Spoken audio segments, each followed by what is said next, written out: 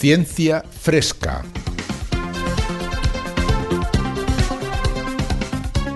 Un espacio de cienciaes.com para comentar las noticias de ciencia más interesantes de la semana. Con Jorge Laborda Fernández y Ángel Rodríguez Lozano.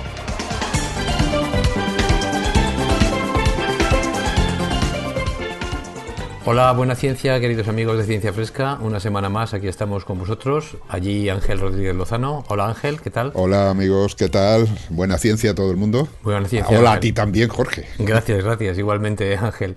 Y eso, buena ciencia y hola a todos los oyentes. Yo soy Jorge Laborda y contigo Ángel vamos a empezar un nuevo programa de Ciencia Fresca. Sí. Hoy empiezo yo y voy a contar brevemente las dos noticias que tengo. La primera va a tratar de un efecto bastante curioso entre la obesidad y el virus de la gripe. Los virus están de moda y parece que, pues hay una serie de estudios que están intentando avanzar en qué es lo que sucede con ellos, y me ha parecido bastante interesante porque resulta que si los virus infectan, en este caso a ratones obesos, en lugar de infectar a ratones delgados, pues la dinámica del virus, las mutaciones que se producen son diferentes, y ya veremos qué efectos puede tener esto si es que pasa en los seres humanos también, que es muy posible que pase. Muy interesante. Y la segunda noticia tiene que ver con un efecto bastante también, a mí me ha sorprendido, de la higiene dental sobre no el que no tengas caries o no tengas enfermedad periodontal, etcétera, sino que no tengas diabetes. Resulta que se ha encontrado un efecto positivo, por supuesto, entre cepillarse los dientes varias veces al día, es decir, mantener una higiene bucal correcta, y el riesgo de desarrollar diabetes. Y es un estudio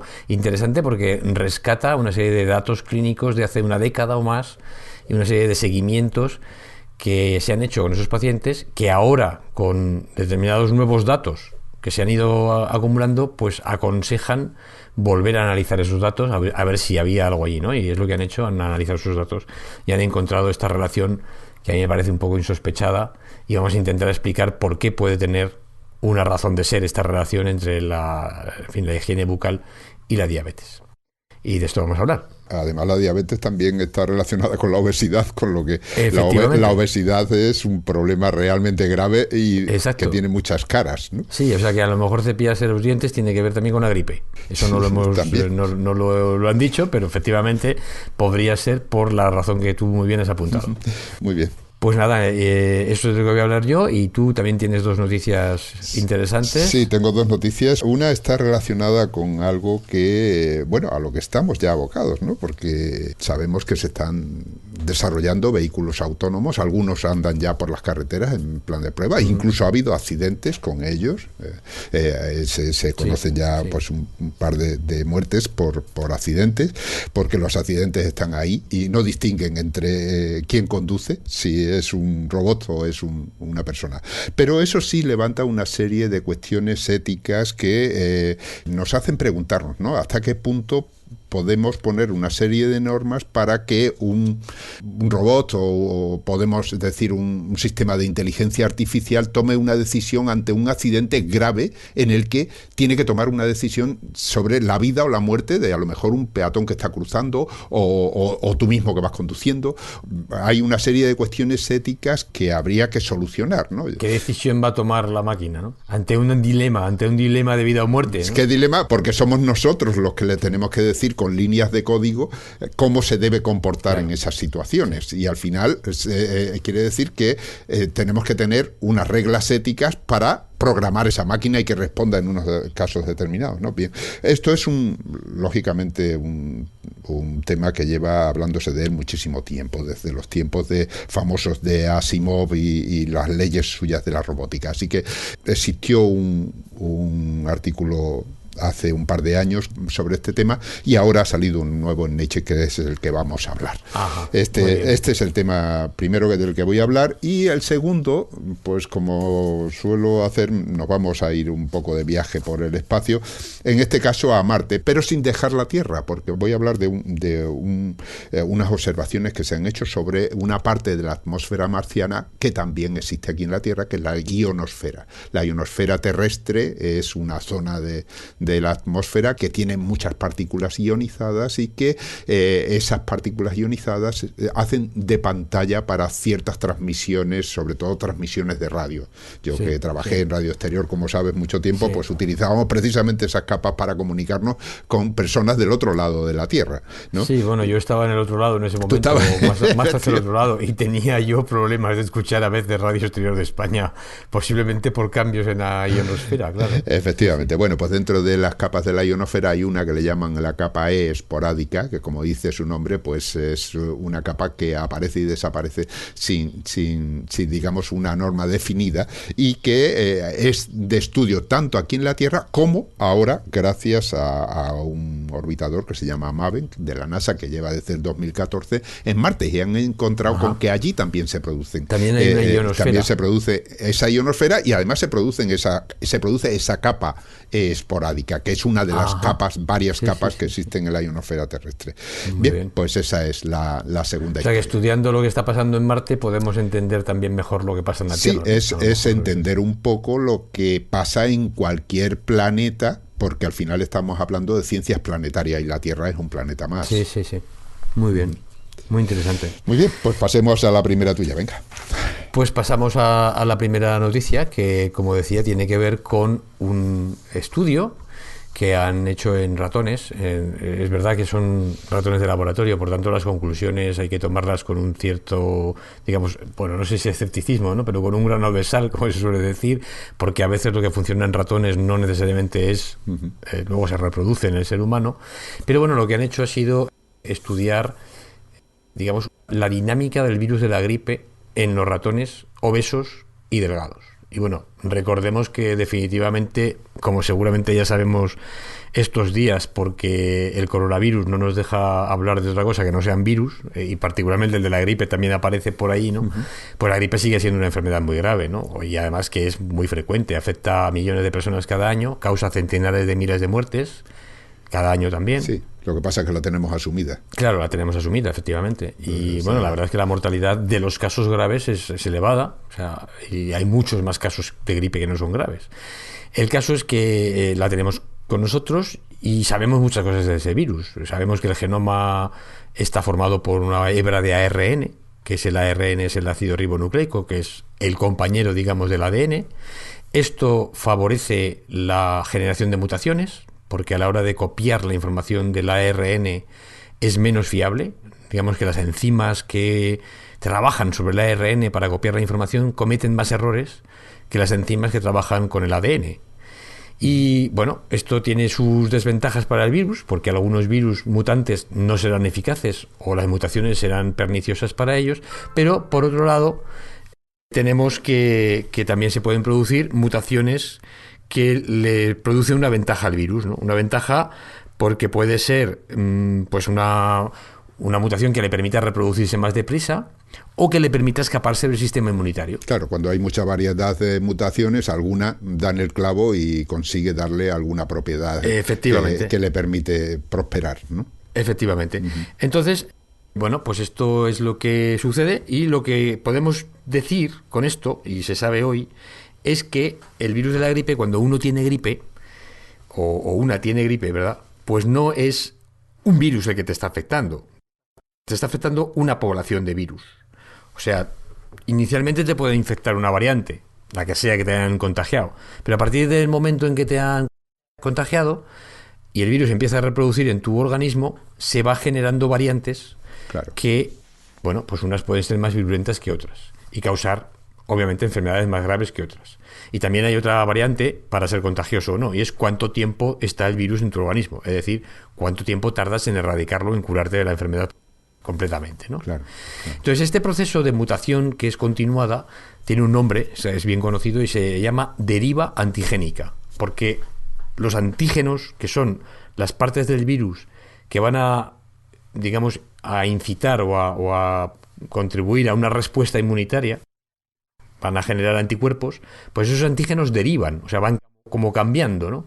De manera que un primer anticuerpo que se pueda unir a un antígeno para neutralizarlo, pues como el antígeno va derivando, al final nos encontramos con que los anticuerpos ya no valen. Ajá. Y eso es lo que sucede con la gripe a lo largo de los años, porque puede haber que una persona que esté infectada, pues pueden poseer anticuerpos que pueden neutralizar a la variante de virus original, pero que ya no son tan eficaces para neutralizar a la variante de virus que se han ido generando a lo largo de varias generaciones o de varias infecciones, ¿no? Es decir, cuando te infecta el virus que ha pasado por 5 personas antes de llegar a ti, te vuelve a infectar el virus de la gripe, pues ese virus de la gripe ya no es el mismo que te infectó, porque ha habido una deriva antigénica. Es parecido a esta historia, ¿no? Que yo te cuento una cosa y se la tienes que contar a otro, Sí. y ese otro se lo tiene que contar a otro, y ¿no? ¿Verdad? La información va pasando de oreja a boca y al final te vuelve a ti otra vez. Cuando te vuelve a ti, pues resulta que lo que tú le has dicho a lo mejor a veces no tiene nada que ver, ¿no? No tiene nada que ver, sí, efectivamente. Esto se ha hecho. Bueno, pues un poco eso pasa con los virus, ¿no? Y por eso la gripe cada año es distinta. O sea, Eso es. Y aunque se generen vacunas, esas vacunas no protegen totalmente, sino solo contra algunas de las cepas, ¿no? Claro. Hay otras que escapan a esa vacuna y Exactamente. Y por eso se tienen que hacer vacunas todos los años, analizar qué variantes se han producido durante la temporada anterior de gripe, y con esas variantes del final de la temporada, cuando ya la gripe está bajando, pues con esas variantes seguramente serán las que vuelvan a infectar el año que viene, y son las que hay que utilizar para fabricar la vacuna. Pero claro, como esto es un proceso aleatorio, Claro. pues no lo sabemos. Hay veces que la vacuna tiene más éxito, o sea, acierta más, digamos, con la variante, y otras veces tienen menos éxito. Bueno, con esto, de todo lo que pasa con el virus, además se sabe que hay una serie de investigaciones anteriores que indica que la obesidad podría ser un factor que favoreciera una generación más rápida de las variantes de virus de la gripe. Porque resulta que las personas obesas, se ha visto, que poseen mayor cantidad de cargas, mayor cantidad de virus en el aire que expiran, es decir, son como más contagiosas, tienen más carga viral dentro, y cuando respiran y echan el virus, pues echan más, ¿no? O sea, ¿Sí? ¿Y eso por qué? Diseminan más, sí. Eso hay algunos estudios que lo indican. Qué curioso, y ¿no? además Pero, también tienen... ¿porque tienen más capacidad torácica a lo mejor? ¿O respiran más? No, porque deben tener mayor cantidad de virus por unidad de volumen. Por mililitro de sangre, o por, de alguna manera, si generan más cantidad de carga viral. Es como que los virus se reproducen más en ellos. Hay como más energía o más cantidad de materia que pueden utilizar los virus para reproducirse. Y por supuesto, eso se traduce en que sean más infecciosas esas personas, ¿no? Además que el virus no tiene más tiempo que las demás. O sea, las personas con peso normal, la gripe, digamos que les dura menos tiempo. Además, esto con respecto a las personas. También con animales obesos, hay algunos estudios anteriores que indican que los animales obesos, el virus de la gripe les penetra más profundamente en los pulmones y también les infecta por un tiempo más largo que en animales no obesos. Con lo cual, parece que esto querría decir que el virus, al estar más tiempo en un organismo obeso, podría generar mayor cantidad de variantes, algunas de ellas ser más virulentas y, por tanto, favorecer a esa deriva antigénica, ¿no? ¿De acuerdo? Entonces, esa sería un poco la hipótesis. O sea que de alguna manera, al generar más virus, generan más variantes y al mismo tiempo ya están favoreciendo ese cambio de los virus. Claro. Con lo que son fuente de nuevas cepas, ¿no? Exacto. Es decir, cuanto más tiempo esté el virus reproduciéndose en un organismo, más fácil es que genere variantes nuevas. Porque a cada reproducción del virus hay una posibilidad de mutación. Uh-huh. Con lo cual, claro, cuanto más tiempo estoy, pues es más fácil que haya mutantes. Muchos, como digo, no serán eficaces o serán peores que los originales, pero algunos pueden ser que sean más buenos, ¿no? Sí, bueno, ahí la selección natural es la que manda. Exacto. Claro, el problema de la obesidad en el mundo es importante, y el problema de la gripe también. Hay un 50% de la población mundial prácticamente ya que es obesa o tiene sobrepeso.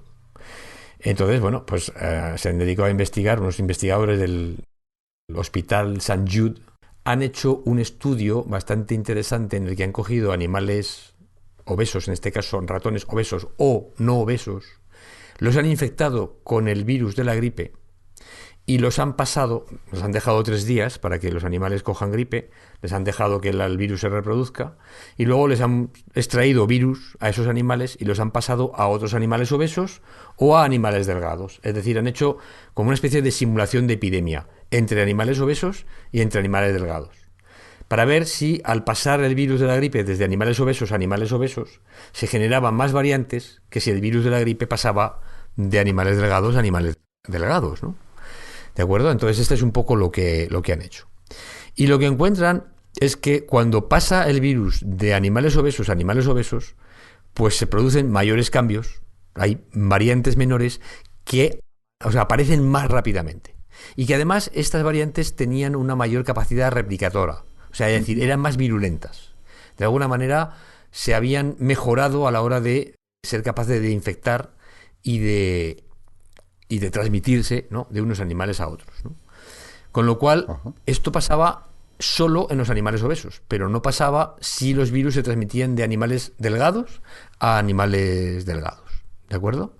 Entonces, ¿esto por qué puede pasar? Pues lo que encuentran los investigadores es que parece que el sistema inmune de las personas obesas no responde contra los virus de una manera tan, digamos, óptima o tan eficaz como el sistema inmune de los animales que tienen el peso normal. O sea que no es un problema que tengan más cantidad de virus en su cuerpo, sino que su sistema inmune lucha peor y por lo tanto estos se diversifican más. Bueno, pueden tener más cantidad de virus porque su sistema inmune funciona menos bien y además como funciona menos bien, pues le da al virus más oportunidad de derivar sus antígenos y de pues generar nuevas variantes. Claro, porque si yo tengo un sistema inmune en perfectas condiciones, acaba rápidamente con los virus y no le da la oportunidad de mejorar, digamos. Efectivamente, es decir, si el virus me infecta y yo al día siguiente lo he eliminado, pues obviamente ya está, ¿no? No hay oportunidad de que se generen nuevas variantes. Pero si mi sistema inmunológico no lo puede eliminar tan rápidamente, pues el virus tiene más oportunidades de mutar y por tanto puede ser más contagioso para otras personas que han podido tener anticuerpos contra la variante anterior, como he dicho antes, pero que ya no van a tener anticuerpos eficaces contra la nueva variante. Sí. Entonces, lo que dicen los investigadores es que este es un factor que lo han descubierto y lo han visto claramente en animales de laboratorio. No lo han visto en animales, o sea, en personas, porque claro, sería muy difícil ver cómo hacemos este experimento en personas, ¿no? Claro, pues no puedo infectar a personas obesas que se dejen infectar del virus de la gripe y analizarles. En fin, yo creo que incluso si dieran su permiso no sería ni ético. Claro, hablando del tema de la ética, no porque te den te dé yo el permiso de que me mates, es ético que tú me mates. Claro. O sea, estamos poniéndonos en una situación extrema, ¿no?, de la vida de alguien, pero lo mismo, no porque yo te dé permiso de que tú me puedas poner un virus, pues es ético que me lo pongas.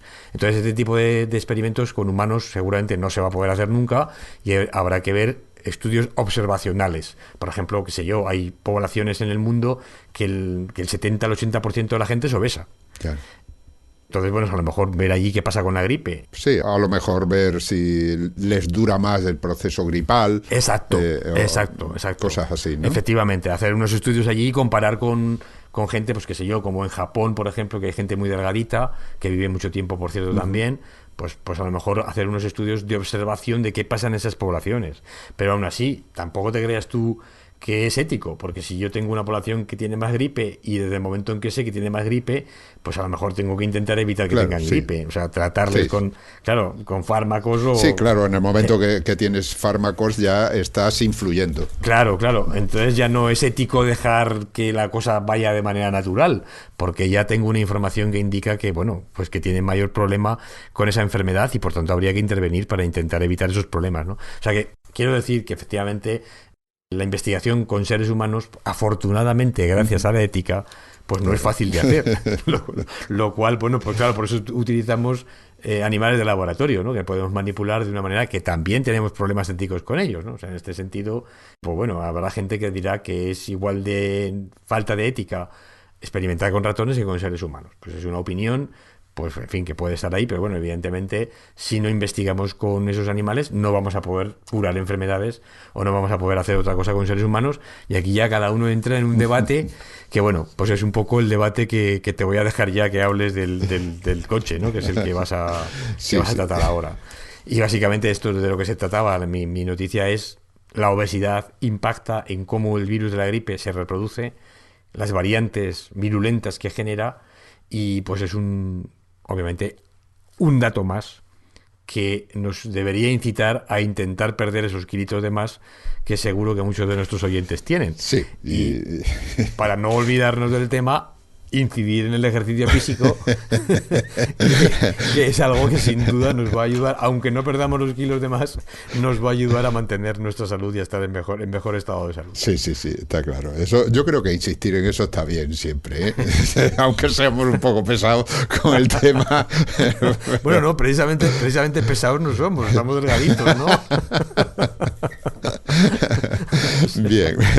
Bueno, pues vamos a cambiar de tema, y como tú has mencionado las cuestiones éticas, vamos a tratar esas cuestiones éticas, sobre todo en un mundo nuevo que se avecina, en el que ya estamos inmersos, que es un mundo en el que, aunque no nos acerquemos todavía a ese famoso mundo que nos proponía Isaac Asimov en su Yo Robot, ¿no?, en el que los robots eran humanoides y pensaban y había una serie de cosas, pero sí nos estamos acercando en ciertos aspectos, ¿no? Y uno de ellos es el de los vehículos autónomos. Es decir, esos vehículos en los que uno puede ir tranquilamente por la carretera leyendo el periódico porque el vehículo va solo. Y no solo va solo, detecta, cumple las normas de tráfico, eso es una ventaja, desde luego, y una serie de cosas, pero que en un momento determinado puede ocurrir un imprevisto, un accidente, y tiene que reaccionar como le ocurriría a cualquier conductor. Y esa reacción tiene que estar programada. O tiene que ser aprendida mediante inteligencia artificial, que al final se basa también en un programa. Y a eso plantea una serie de cuestiones éticas, ¿no? Yo, para plantear el problema, prefiero empezar quizás por lo más antiguo, ¿no? He mencionado a Asimov, y Asimov fue el primero que planteó sus famosas leyes de la robótica, ¿no? Que son unas leyes que imponían los humanos a los robots para que se comportaran dentro de unos límites, ¿no? Y la primera ley, la fundamental, decía así: un robot no hará daño a un ser humano, o por inacción permitirá que un ser humano sufra cualquier daño. Eso está claro, ¿no? O sea, que no puede hacer daño a un ser humano, o tampoco puede quedarse parado sin hacer nada si ven que un ser humano está en peligro o le van a hacer daño, ¿no? Bien, eso estaba planteado como un juego mental, evidentemente, sí, por Asimov, y además juego muy interesante. Pero claro, las cosas no son blancas ni negras. O sea, parece que un ser humano puede estar en peligro, claro, o no en peligro. A veces no se sabe muy bien. Una cosa que me parece muy interesante, que una vez que leí, creo que le hicieron una entrevista, porque bueno, este hombre ya murió hace unos años, y le preguntaron que de dónde habían sacado las leyes. Y dice, pues nada, esto simplemente es ver cómo está hecha una herramienta normal. Por ejemplo, un martillo. O sea, un martillo, pues no tiene que ser que no le haga daño al ser humano, ¿verdad?, que obedezca las órdenes, o sea, que tenga un mango para agarrarlo y que pueda hacer la operación con la que el ser humano quiere hacer con esa herramienta, y por supuesto que sea duradero en el tiempo, que no se rompa el primer clavo que le vaya, ¿no?, el primer golpe que le dé al clavo. O sea, evidentemente tiene que proteger su propia existencia. O sea, básicamente de la lógica de cualquier herramienta salen las leyes de la robótica. Me quedé bastante sorprendido. Bueno, pues fíjate que el planteamiento que hacía ya Isaac Asimov, si alguno ha visto la película de Yo Robot, la última que han hecho, yo recomiendo que lean todavía.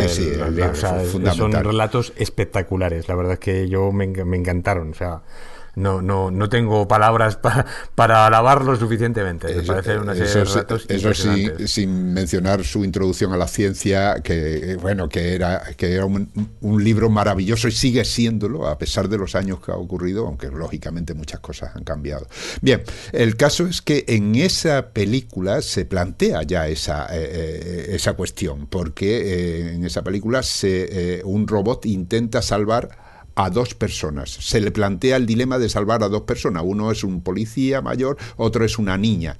Y ese robot calcula la probabilidad de éxito de salvar a uno y a otro, y llega a la conclusión de que tiene mayor probabilidad de sobrevivir el ser humano mayor. Y él se niega, no quiere que lo salve, porque lo que quieren es que salven a la niña. Y ahí es un planteamiento ético de primer grado, ¿no? Porque dices, bueno, ¿somos todos iguales o es que vale más la vida de un niño que la de una persona mayor? Hay una serie de cosas que hay que tener en cuenta. Bueno, pues Planteado el problema, hay 2 artículos que hablan de este tema y son muy recientes. Uno acaba de salir, que es, el título lo dice todo, Decisiones de vida o muerte en vehículos autónomos, y se apoya porque es una respuesta a otro artículo que se publicó hace un par de años, que le llaman el experimento de la máquina moral. Es que no sé cómo traducirlo exactamente desde el inglés, ¿no? Sí, el experimento de la máquina moral, ¿no? Lo has traducido perfectamente. Sí. Yo traduciría así, vamos. Sí, he visto el artículo. Por la moralidad sí. de la máquina o algo parecido. Bien. Bueno, en ese experimento de hace 2 años, realmente fue un experimento grandísimo por el número de personas que participaron. La idea era, de los autores de este experimento, era: vamos a dejar que se pongan las leyes del comportamiento moral de las máquinas, bueno, en este caso los vehículos autónomos, en manos de los expertos en ética, o los ponemos en manos de la gente. Le preguntamos a la gente, ¿por qué? Pues porque la gente tiene creencias, tiene inclinaciones políticas, tiene valores distintos, cultura diferente. Exacto, todas esas cosas, y a lo mejor lo que decide un experto en ética no vale en otra sociedad distinta a la suya.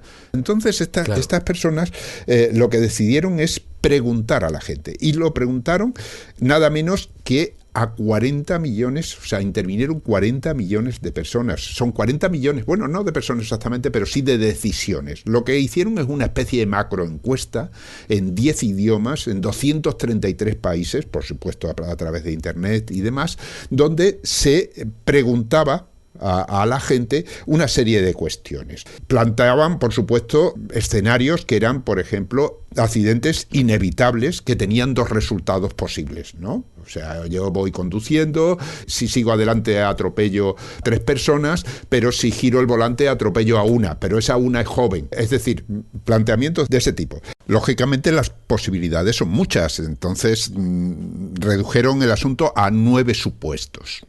Uno era, por supuesto, preservar a los seres humanos frente a las mascotas, frente a los animales, ¿no? Otro es mantener el curso del vehículo o desviarse en función de no se sabe qué. Otro es ahorrar pasajeros, es decir, una cuestión de números. Mató a 1 o mató a 3, ¿no? Ahorrar hombres frente a mujeres. O niños, jóvenes frente a viejos, ¿no? O al revés. Evitar peatones, por ejemplo, que crucen legalmente, pero si están cruzando ilegalmente, eso me lo llevo por delante, ¿no? En fin. Y también incluso había otras cuestiones de un tipo más social, socioeconómico, ¿no? Si preservar a los más ricos respecto a aquellos que eran más pobres, o bien a los que tenían una mayor educación respecto a aquellos que no habían tenido posibilidad de tener educación. Y por supuesto hay muchísimas variantes posibles, como podéis imaginar, ¿no? Por ejemplo, si ya intervienen delincuentes, mujeres embarazadas, médicos, es decir, si ya empiezas a poner una serie de categorías, ¿no? Sí, bueno, simpatizantes políticos de una u otra tendencia, podemos poner, en fin. Ya lo que tú quieras puedes poner. Bueno, o cuestiones religiosas y demás, ¿no? Bien, pues hicieron esa macro encuesta, como digo, entre todos, y bueno, pues más o menos la gente respondía cosas parecidas, salvando pequeñas diferencias en cuanto a la calidad de la respuesta, ¿no? O sea, por ejemplo, en los países más pobres, el cruzar la calle por un sitio que no era el paso de cebra habitual, por decirlo de alguna manera, es decir, el peatón que se comporta legalmente o ilegalmente, pues estaba más o menos diciendo, bueno, tampoco es tan importante la diferencia entre uno y otro, mientras que en los países occidentales el cruce correcto está más valorado, digamos, que el incorrecto.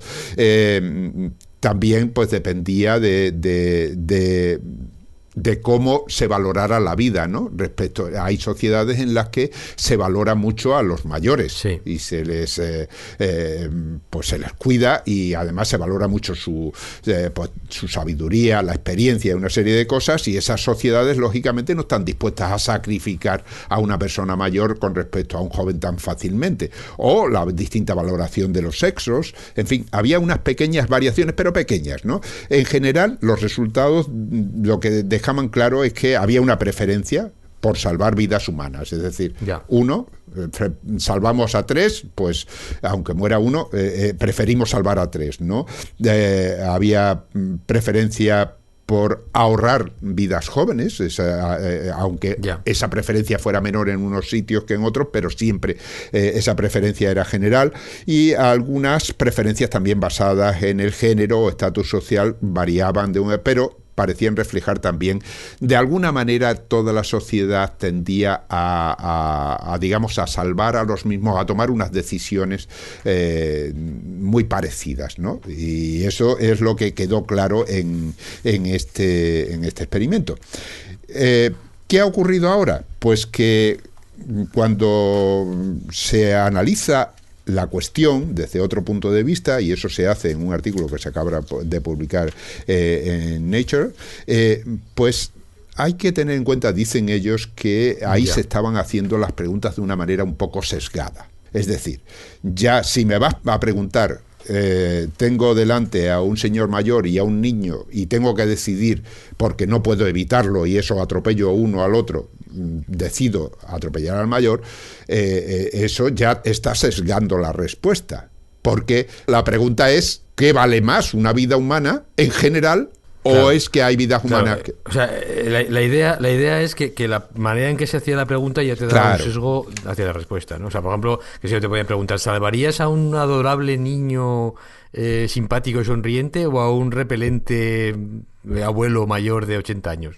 Pues claro, si te dicen ya adorable niño y repelente abuelo, pues estás sesgando la respuesta. Y lo que dicen en este artículo, lo que da es la información de una nueva encuesta, en este caso con muchísima menos gente, porque han participado además solo 2 países occidentales, en este caso Estados Unidos y el Reino Unido, y en cada uno de ellos las muestras eran de 1.174 personas en Estados Unidos y en el Reino Unido la misma cantidad prácticamente, 1.178, y lo que ellos decían es, vamos a hacer la pregunta de otra manera. No vamos a valorar de antemano en la pregunta la diferencia de vida, sino vamos a basarnos en la igualdad. O sea, todo ser humano tiene derecho a la vida, y la vida es una, la mía, la tuya y la de un niño, la de una mujer, pero es una vida. Y todos tenemos derecho a ser tratados iguales. Además, eso está en todas las constituciones. Sí, entonces, y en la Declaración de Derechos Humanos. La Declaración de Derechos Humanos, todas esas cosas.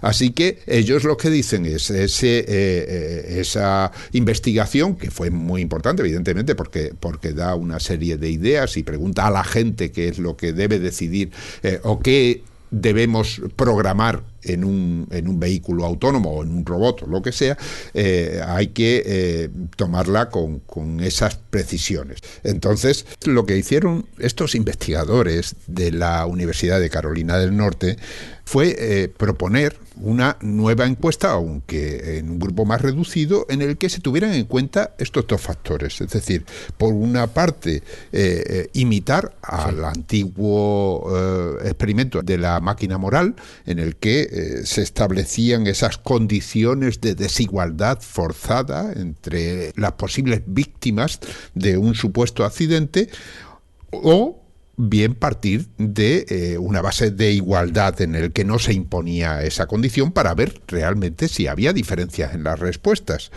Bien, pues cuando hicieron el experimento, partiendo de la desigualdad forzada, es decir, una desigualdad que propone, pues, por ejemplo, elegir entre hacer daño o matar a un grupo de personas mayores pero a cambio de salvar la vida de niños o de personas jóvenes, o matar a hombres y salvar a mujeres, en fin, ese tipo de cosas. Los resultados que obtuvieron fueron muy parecidos realmente a los del experimento de la máquina moral. Así que, en ese sentido, parecía concordar todo. Ahora bien, cuando desaparece esa desigualdad forzada y lo que se hace es hincapié en que todos somos iguales, en que entonces se valora una vida humana por una vida humana. Todas las vidas valen lo mismo, y la diferencia entre los resultados está clara. Cuando se daba a elegir, por ejemplo, entre salvar a hombres o a mujeres, el 87,7% eligió salvar a mujeres, pero en el otro experimento el 97,9% decidió que había que salvar a los grupos por igual, independientemente del sexo.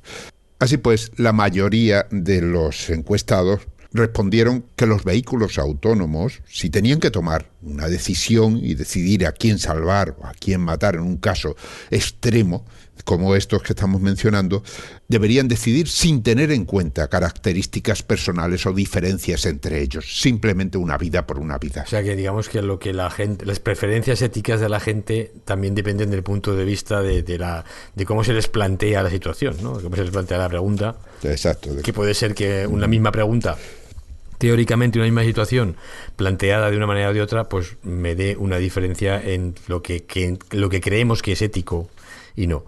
Bueno, pues evidentemente es que el tema es que es muy controvertido. O sea, es una cosa que en fin, ni con experimentos vamos a llegar a una conclusión, digamos, válida para todo el mundo. Yo creo que va a ser muy difícil. Claro, es imposible, porque las cosas es otra de las cosas que dicen en este artículo. Y eso ya se ponía en el artículo anterior, ¿no? Que lo he mencionado antes. En estas propuestas no se ofrecen opciones intermedias. Es o sí o no. Es decir, o atropello aquí o atropello allí. O sigo adelante o me desvío. Es decir, son preguntas que en la vida real no es así. Cuando uno va conduciendo, un imprevisto es un imprevisto. Un accidente no causa forzosamente la muerte. La decisión es en millonésimas o milésimas de segundo. Por lo tanto, no existe posibilidad de valorar todas esas opciones para eso. Que a lo mejor una máquina lo hace muchísimo más rápido que nosotros, evidentemente. Pero aún así es tal la cantidad de posibilidades que es imposible valorarlas. No digo ya todas, sino incluso un porcentaje, yo diría que elevadísimo de ellas, son imposibles de valorar. Y la prueba está en que incluso estos vehículos autónomos que ahora que están saliendo y que están empezando, digamos, a circular, están teniendo accidentes, porque son inevitables para ellos y para nosotros. La pregunta sería, ¿qué habría pasado si llega a ir conduciendo una persona? Bueno, es un tema muy interesante. Pues no, yo, a lo mejor... hablando del tema, que está muy bien hacerlo desde el punto de vista de la igualdad y todos somos iguales y demás, pero alguna cosa he leído sobre el tema de que, claro, yo me voy a comprar un coche que quiero que me lleve a mí a algún sitio sin conducir yo, es decir, es autónomo el coche, a mí me lleva y lo tengo que pagar yo. Y la pregunta es, bueno, ¿compraría usted un coche que si tiene que decidir matar a dos, que va a atropellar a dos, o que si no los atropella choca y muere usted, va a decidir que muera usted? En lugar de que, es decir, usted que va dentro del coche, ¿verdad? En lugar de matar a dos, pues hay mucha gente que dice, vamos a ver, yo me compro un coche para que me sea, en fin, me proteja a mí, y pago yo ese coche. Yo, si fuera en el coche, a lo mejor no me mataba yo para salvar a esas dos personas. Es decir, ahí entramos también con valoraciones un poco egoístas, ya, ¿verdad?, de la gente. Y va a ser muy complicado, es un tema muy complicado. Claro, y estás planteando además el mismo problema con dos soluciones posibles. Es decir, imagínate que yo voy en el coche y para salvarme a mí mata a dos personas. Yo moralmente a lo mejor no lo soportaría. Efectivamente, efectivamente. Que era el caso de este policía y de la niña, ¿no? Sí, porque efectivamente no todo el mundo, claro, no todo el mundo va a pensar igual. O sea, que entran ya cuestiones personales y claro, ahí, si llegamos a ese punto, pues imagínate lo difícil que tiene que ser esa programación, aunque sea una programación que luego se realimente a sí misma, que es lo que hace la inteligencia artificial, que aprende por sí misma, ¿no? Sí, bueno, la verdad es que es un tema, a mí me parece un tema fascinante, pero de los más complicados y complejos que puede haber, porque claro, al final refleja pues las diferencias entre las personas, ¿no? De criterio, de valores, etcétera, y obviamente pues llegar a un consenso. Si fuera tan fácil, pues viviríamos en un mundo feliz, no habría guerras, todo el mundo estaríamos de acuerdo en todo. Obviamente eso no va a pasar, ni con las máquinas, en mi opinión. Desde luego. Bueno, pues hasta aquí el tema. Muy bien. Bueno, pues ahora vamos a abordar algo mucho más sencillo, yo creo, ¿no? Que es cepillarse los dientes.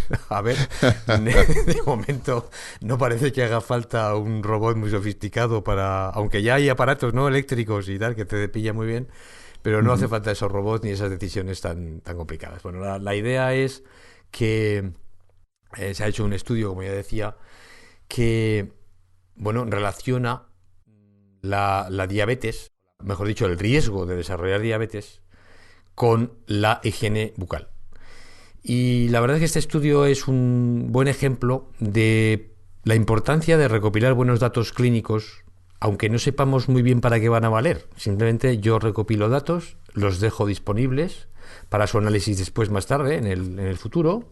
Pues a lo mejor cuando haya nuevos conocimientos, nuevas tecnologías o algo que me aconsejen, pues volver a estudiarlos otra vez, ¿no? Y volver a analizar a ver si obtengo más información o algo interesante. Y bueno, esto es lo que ha pasado un poco, ¿no? Porque recientemente se han ido acumulando algunos datos que indicaban que un mayor estado de inflamación general, o sea, hablando con lo que decíamos antes del virus de la gripe, que teníamos un estado a lo mejor de menos capacidad del sistema inmune para luchar, pero me genera un mayor estado de inflamación durante más tiempo, ¿no? Entonces ese tipo de inflamación, pues una lucha, digamos, de bajo nivel, o algo que, bueno, pues que me genera una respuesta inmunitaria, en fin, un poquito mayor de la normal, aunque sea de bajo nivel, pues esto incide en el desarrollo de la diabetes, tanto de tipo 1 como de tipo 2, que hay que acordarse que la de tipo 1 es que no se produce insulina, las células beta del páncreas han sido eliminadas por el sistema inmune, precisamente es una reacción autoinmune, las identifican como células extrañas, las matan y nos dejan sin la capacidad de producir insulina. Y la de tipo 2 es al revés, bueno, no es que sea al revés, ahí sí que hay una producción de insulina en general al principio, sobre todo al principio de esta enfermedad, pero las células que tienen que responder a la insulina, incorporando la glucosa desde la sangre, o sea, la insulina se produce cuando hay una subida de glucosa, ¿no? Después de comer, etcétera. Esto lo detectan las células del tejido adiposo, las células del hígado o las células del músculo, y esa glucosa desde la sangre la incorporan dentro, ¿no? La incorporan las células, la incorporan a ellas mismas y, bueno, la van a utilizar para metabolizar. Bueno, pues en este caso lo que se produce en la diabetes de tipo 2 hay una resistencia a la insulina. Eso también es conocido. En los estados de inflamación así se generan una serie de moléculas, citocinas, hormonas de otro tipo que interfieren con la actividad de la insulina. Y al final, pues se genera una resistencia. Una resistencia quiere decir que las células no se dan cuenta de que hay insulina en el exterior. O sea, aunque hay una gran cantidad de insulina producida, puede haber una gran cantidad, pues no la detectan, no reaccionan frente a ella, ¿no? Entonces, estos niveles de inflamación más altos de lo normal, pues se pueden producir, claro, un factor puede ser la higiene bucal.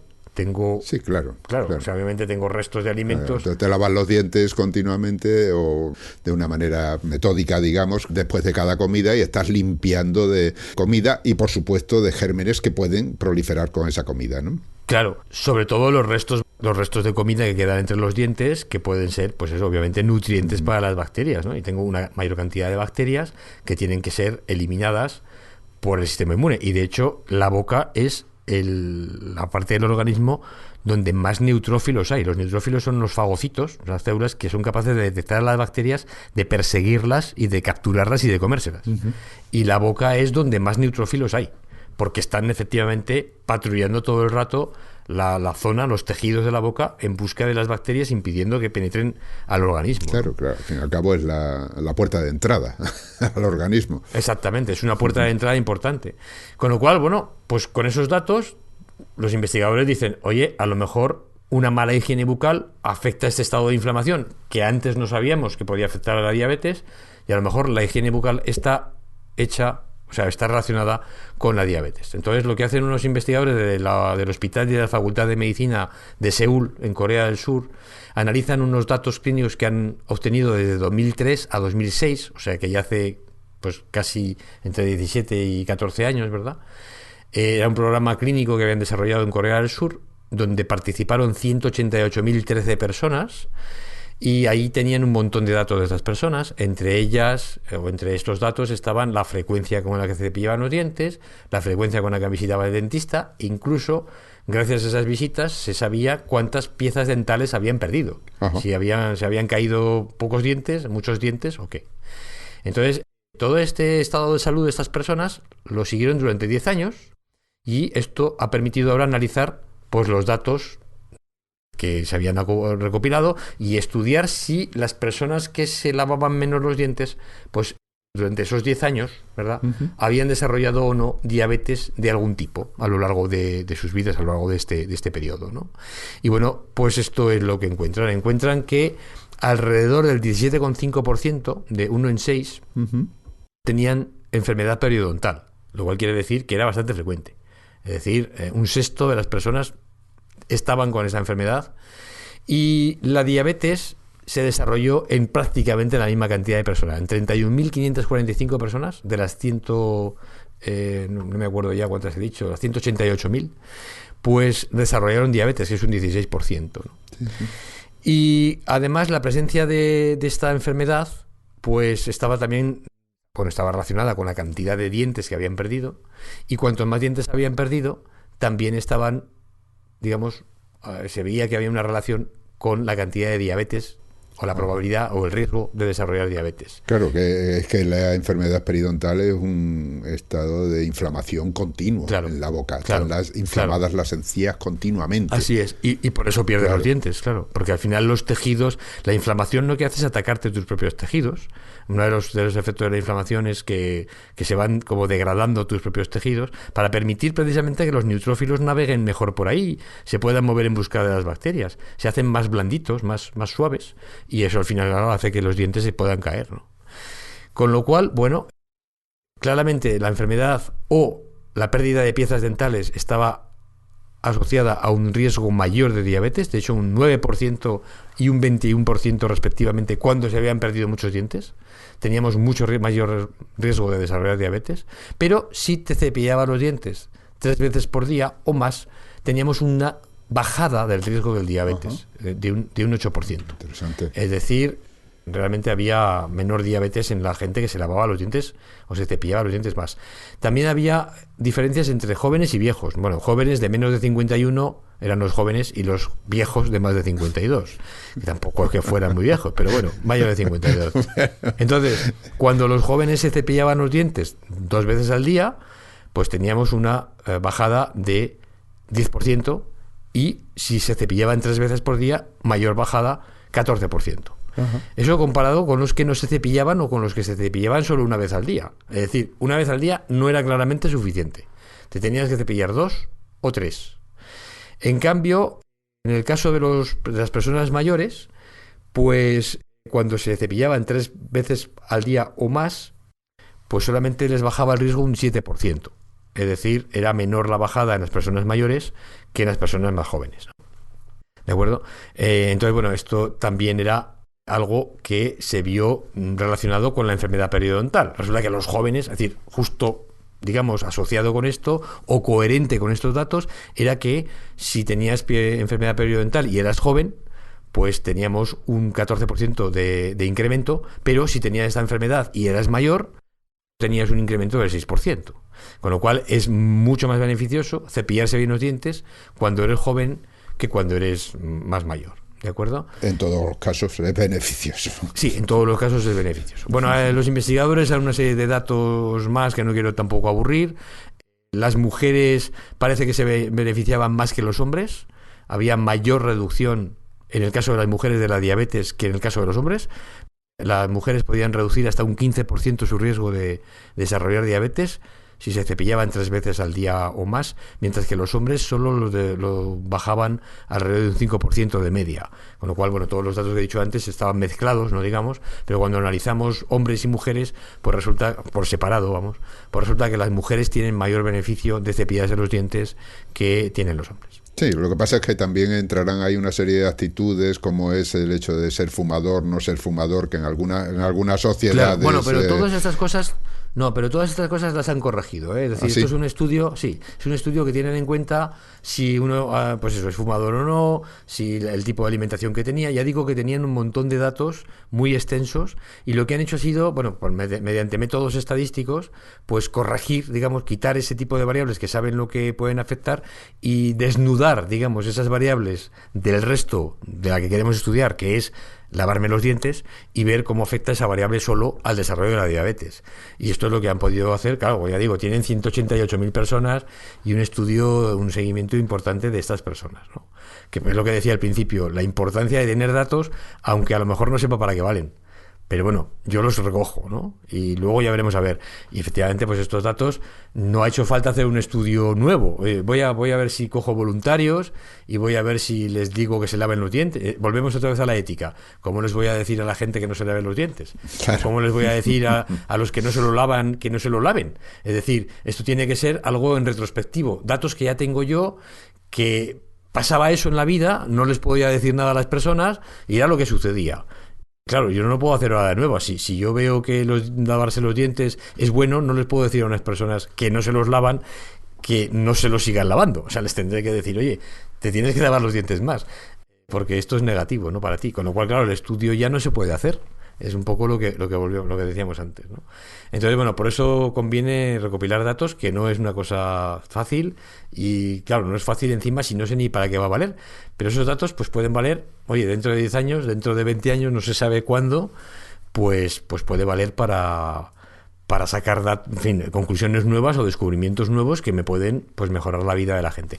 Y este es un ejemplo así, y bueno, yo creo que de nuevo pues es un estudio científico que nos aporta algo sobre nuestro comportamiento, nos dice cómo tenemos que comportarnos para intentar mejorar nuestra salud, ¿no? Y ya no solamente la salud bucal, que eso ya lo sabíamos, es decir, cepillamos los dientes, claramente es importante para que no se nos caigan los dientes, no tengamos caries, pero es que además ahora ya empezamos a saber que algo tan alejado de cepillarse los dientes como podía ser la diabetes, pues resulta que también puede estar relacionado con cepillarse los dientes de manera adecuada. Así que es una razón más por la que nos tenemos que cepillar los dientes y contárselo a nuestros amigos, a nuestros hijos, por supuesto, educarles de manera correcta, nuestros nietos, los que ya tengan edad de tener nietos, que alguno habrá, y que insistir en que es muy importante y, bueno, explicarles que la ciencia nos dice que esto hay una serie de razones que, bueno, pues avalan o justifican que tengamos que hacerlo. No es solo que te lo manda el abuelo o que te lo manda papá o mamá. Que hay detrás una serie hay una razón detrás. Sí. O sea, la ciencia ahí ayuda a mantener la salud, a mejorarla y a vivir mejor. Y creo que lo estábamos demostrando con un artículo de los que hablamos tras otro, ¿no? Como decías, al hablar de deporte y al hablar de la higiene y todas estas cosas. Muy bien, pues hasta aquí mis noticias de hoy, y queda la última tuya, en donde nos vas a llevar hasta la ionosfera de Marte, nada menos, ¿no?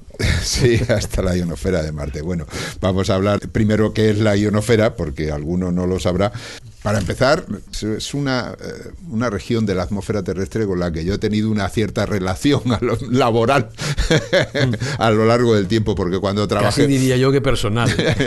Porque precisamente yo entré en Radio Exterior de España, en Radio Nacional, porque estudiaba telecomunicaciones en aquellos momentos y me pidieron que valorara, digamos, hiciera un mapa de cómo se distribuían las emisiones, ¿no? Esas emisiones se hacían en onda corta y las emisiones de onda corta, el factor fundamental para su propagación es que, aunque vayan en línea recta, lo que se hacen es que se emite hacia arriba, chocan con una capa de la atmósfera, que es precisamente esa, la ionosfera, que es una capa cargada, y entonces se curvan, y rebotan, pero realmente hacen como de espejo, aunque no sea exactamente así, porque las ondas realmente lo que hacen es seguir una curva, ¿no? Y vuelven a dar en la Tierra, rebotan en la Tierra, vuelven a subir, y dando saltos pueden ir recorriendo toda la Tierra. De hecho, yo recuerdo que tenía un oyente que me escribió desde Santiago. Yo, como estaba acostumbrado a que me escucharan en Santiago de Chile, pues le respondí muchas gracias, y resultó que era Santiago, aquí, España.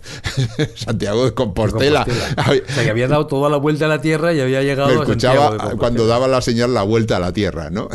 Claro, evidentemente era muy hábil con el aparato, ¿no? Porque tendría una antena adecuada y... Sí, exactamente. Claro. Pero eso da una idea de cómo se transmiten esas ondas. Pero esas ondas dependían del estado precisamente de esa región que hacía de espejo, porque varía a lo largo del día. De hecho, ¿qué es la ionosfera? Es una zona de la Tierra ya muy alta, está entre los 50 y 400 kilómetros de altura. A esa altura, evidentemente, la atmósfera es muy tenue, es muy liviana, hay muy pocas, digamos, moléculas, y como la radiación solar es muy fuerte, acaba rompiendo parte de esas moléculas y separándolas en sus iones componentes, ¿no? O sea, por ejemplo, pues si con una molécula de agua, pues separarán un hidrógeno y el hidrógeno se queda cargado positivamente y un ion OH que queda cargado negativamente. En fin, se van produciendo una serie de partículas cargadas, electrones que se quedan sueltos, iones que se quedan por ahí pululando, y como es la densidad tan baja, no acaban encontrándose de nuevo para volver a juntarse, o aunque acaben encontrándose, tardan mucho tiempo. Durante ese tiempo, toda esa capa está electrizada, podemos decir. Claro. ¿Qué quiere decir? Quiere decir que hay una serie de cargas eléctricas que están repartidas por esa capa alta de la atmósfera. ¿Y qué hacen esas cargas eléctricas? Esa región que llamamos ionosfera, precisamente porque está ionizada, que es una forma de decir que está cargada eléctricamente, pues que sirve de espejo ante las ondas electromagnéticas que llegan, que nosotros emitimos desde la Tierra.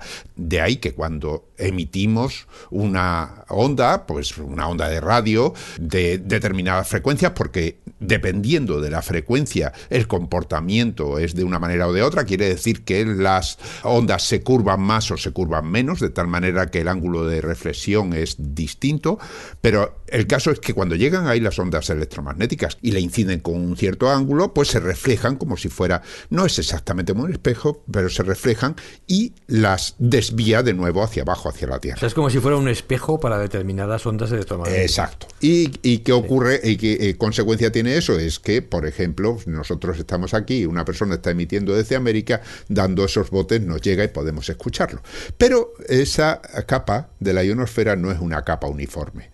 Varía, por ejemplo, porque como he dicho, que muchas de esa ionización se produce con efecto de la radiación solar, quiere decir que varían de la noche al día y del día a la noche. Es decir, hay más ionización durante el día. Hay una capa de baja que se produce durante el día, luego hay otra capa más alta que le llaman F1 y F2, que lógicamente los rayos solares inciden en ellos con más facilidad, y luego hay una capa que le llaman una capa E esporádica, que es a la que vamos. Esa capa realmente no se sabe muy bien cuándo ocurre. Es decir, es una parte de la ionosfera que en un momento determinado, en un lugar determinado, puede crear un aumento de ionización y como consecuencia se produce esa reflexión de las ondas de ciertas emisoras y, sin embargo, en otros momentos desaparece y entonces se hace transparente a esas ondas. Desaparece, ¿no? Y eso hace muchas veces algo que habremos notado, ¿no? Que estaba cuando escuchábamos la radio. Ahora, como se escucha todo por internet, pues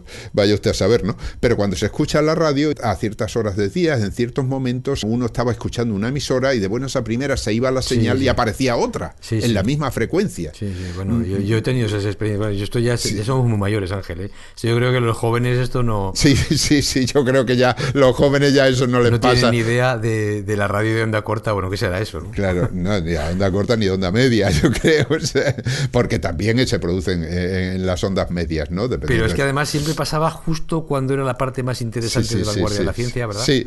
Era cuando se pasaba.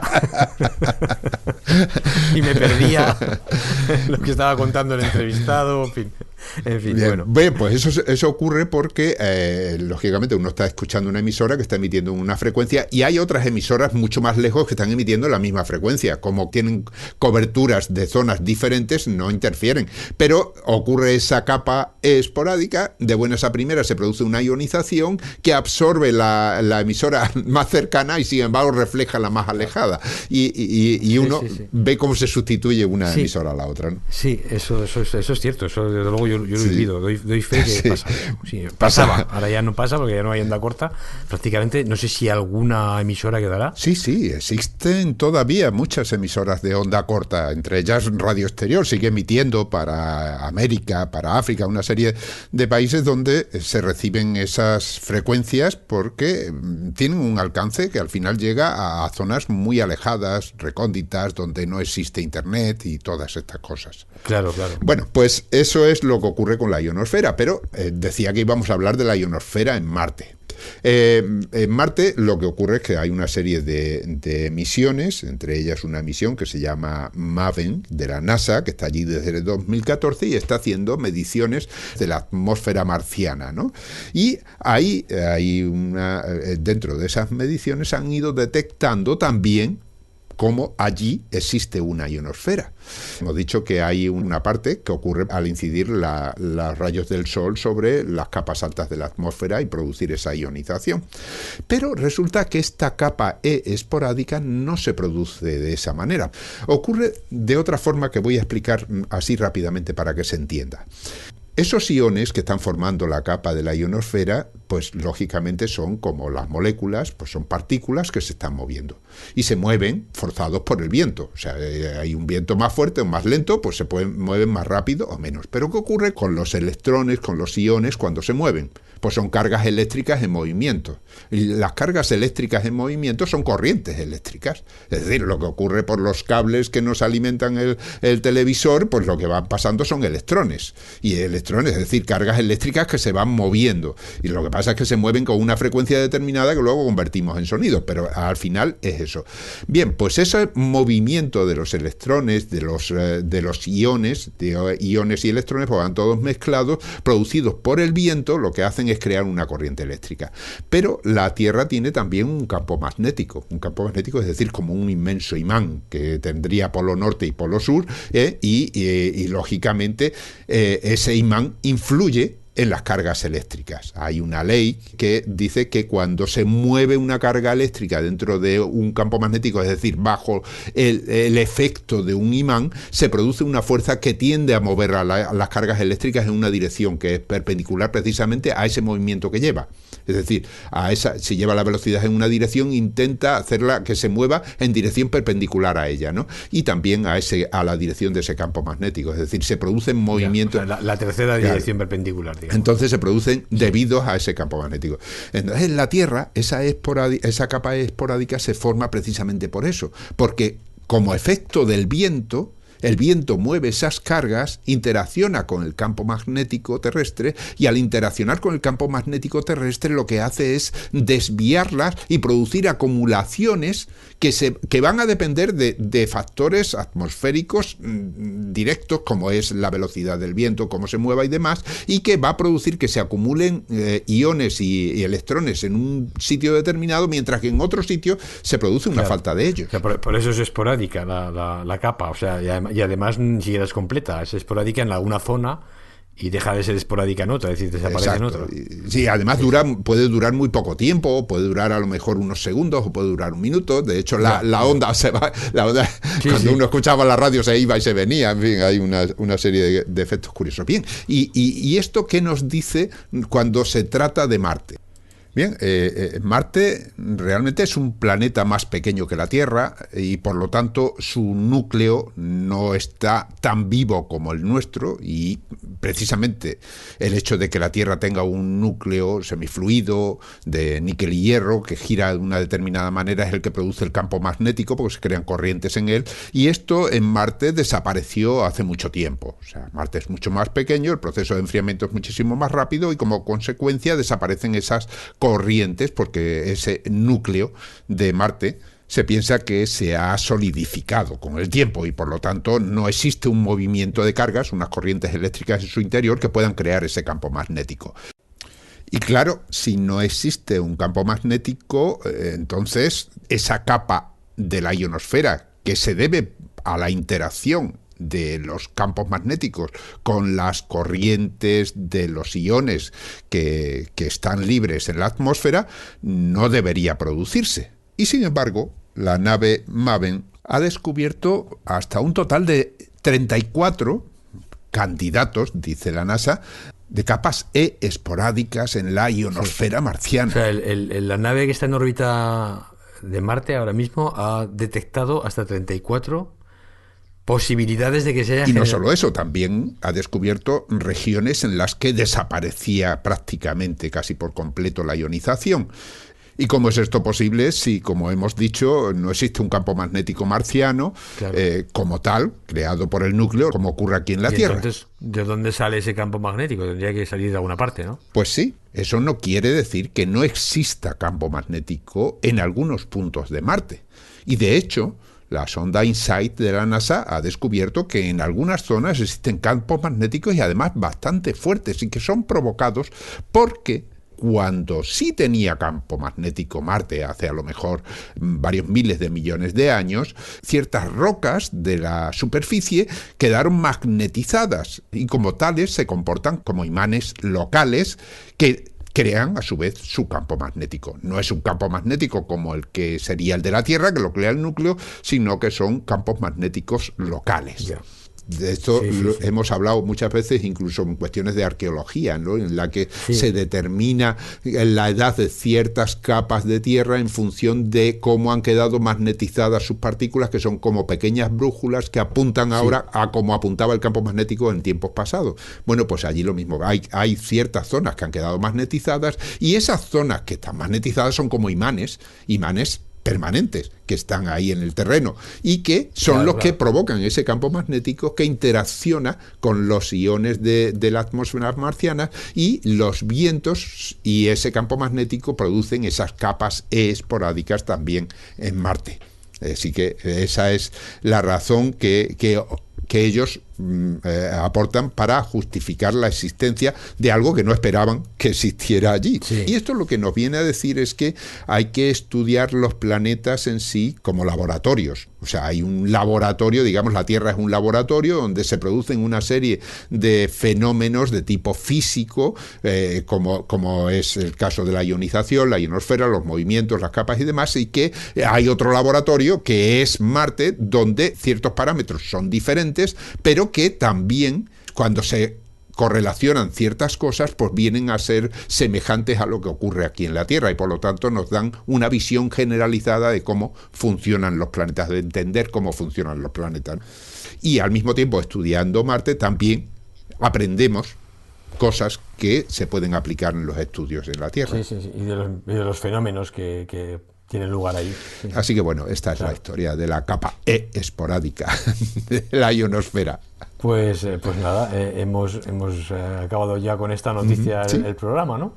Esperemos que no sea, desde luego, esporádicamente y que vamos a volver en la semana que viene. Y pues nada, no nos queda otra que despedirnos un programa más. Eso es. Con la esperanza de que haya gustado a los oyentes. Y emplazarles, pues como siempre, dentro de un par de semanas con más noticias de ciencia fresca. Eso es. Y que si les gusta el programa, pues que se lo digan a sus amigos, que lo compartan en Facebook, en Twitter y todo lo que puedan. Nosotros lo que queremos es contar estas cosas, que nos cuesta un trabajo, evidentemente, y que una vez hecho el trabajo, pues que llegue al mayor número de personas posibles. Claro. Que sirva para educar, para entretener, para hacer pensar, para mejorar. Básicamente sería el resumen, la palabra resumen, ¿no? Mejorar. Eso es, mejorar. Muy bien. Y por supuesto no os olvidéis que este programa, lo mismo que todos los programas de Ciencia Es, se hacen y se editan, se publican gracias a vuestras donaciones. Si os animáis a colaborar, solo tenéis que visitar cienciaes.com y pulsar el botón de donar. Y bueno, aquí nos despedimos, ¿no, Jorge? Pues nada, Ángel, un saludo para todos los oyentes. Y hasta dentro de 2 semanas. Hasta el próximo programa, amigos. Y buena ciencia. Buena ciencia. Adiós. Han escuchado ustedes Ciencia Fresca. Un programa de cienciaes.com elaborado por Jorge Laborda Fernández y Ángel Rodríguez Lozano. Cienciaes.com. Ciencia para escuchar.